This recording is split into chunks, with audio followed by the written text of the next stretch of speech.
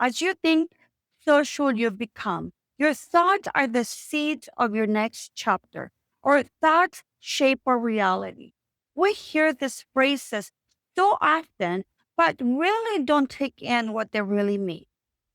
Hey, friend, taking a break to talk about something that impacts everything in our lives or thought.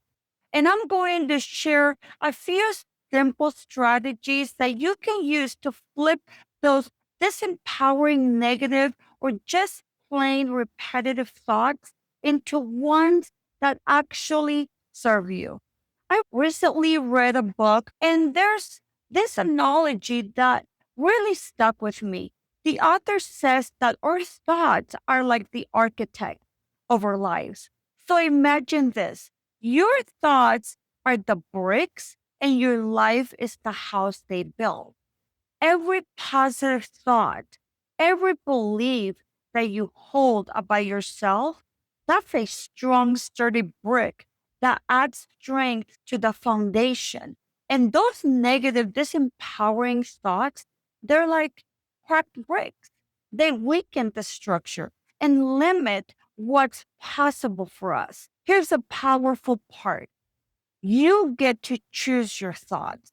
You get to be the conscious architect over your life, because our thoughts create our feelings. Our feelings lead to actions, and our actions shape everything about the life that we live.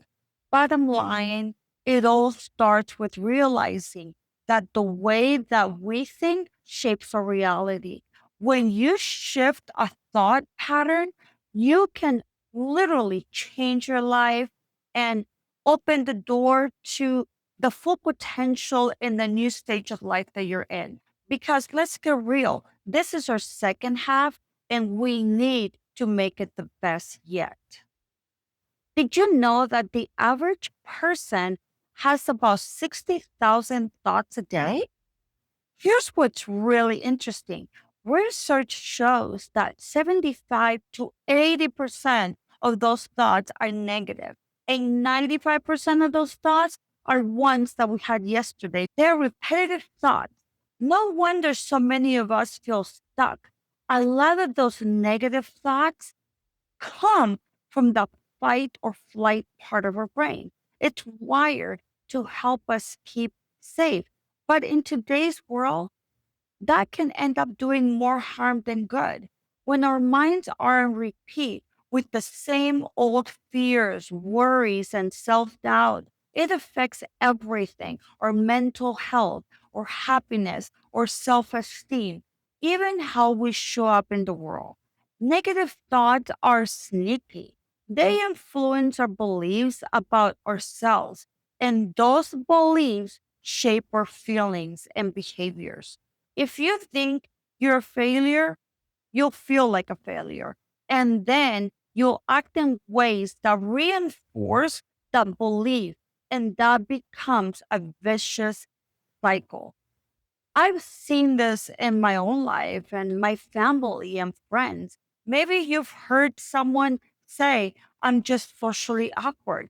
Then they go to a gathering, stay in the corner, and when no one talks to them, they say, see, I told you so.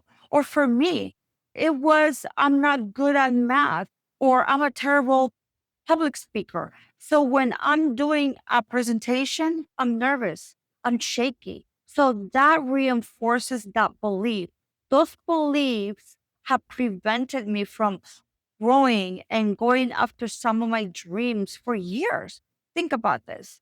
Do you have some limiting beliefs that have prevented you from doing something that you've wanted to do? Clearly, changing these thoughts, this thought patterns, isn't a one thing. It's a daily choice. Negative thoughts will creep in. And yes, you better believe that they will, but you can learn to catch them and replace them with something more empowering. And here's the best part: it's absolutely possible to break free from repetitive negative thinking. You can train your brain to think new, more positive, empowering thoughts. It takes awareness, practice, and a little self compassion along the way. Let me share a few of the methods that I've learned and actually used to shift my thinking in a way that empowers me to go after my dreams in this new amazing stage of my life. Hopefully, it will inspire you to go after yours too. Here's the first step: practice mindfulness. Mindfulness is simply showing up and slowing your mind and paying attention to what's going on in the present moment without judging it. One of the most powerful things that it can do is help you notice your self-talk, the constant chatter running in the background. When you practice mindfulness, you start to catch those negative or critical thoughts as they pop up instead of just running in autopilot. One way to do this is to pause a few times during the day and simply notice what you're saying to yourself. Ask, is this a thought that is helping me in this moment, or is this thought holding me back? That little check in can be a game changer for you. You can then challenge and interrupt those disempowering negative thoughts. An effective strategy for breaking free from negative thinking pattern is to challenge those negative thoughts. Often, our negative thoughts are not based on our reality, but on our perceptions and beliefs and stories that we are telling ourselves about what is happening around us. Back in my example of public speaking, I tell myself that I don't sound clear, that my audience is not interested, and that self talk reinforces my belief that I'm not a great public speaker.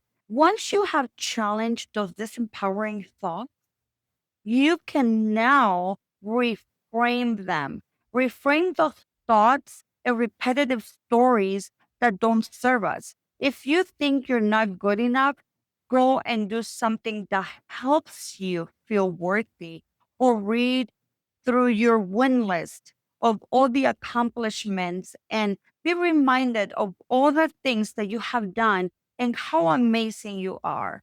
I'll add a link to the video where I talk about how to create the win list.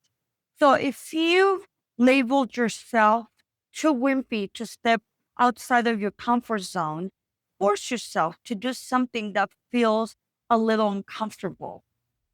Continuing with my public speaking example, I feel subconscious about it. And I start telling myself stories about how I sound, my accent, but I push myself to do it, to build myself up every single time. And I tell myself that I'm getting better and better. So it takes us to the next layer, which is to engage in positive self talk. The way that we talk to ourselves can have a significant impact on our thoughts and our feelings. Instead of engaging in negative self talk, we focus on positive self talk. We interrupt and we replace those negative, disempowering thoughts, and we look for the positives and hold on to them. Again, remind yourself of all your strength and all your accomplishments and give yourself credit for the efforts, for the successes. This will help shift our negative thinking and rewire our mind.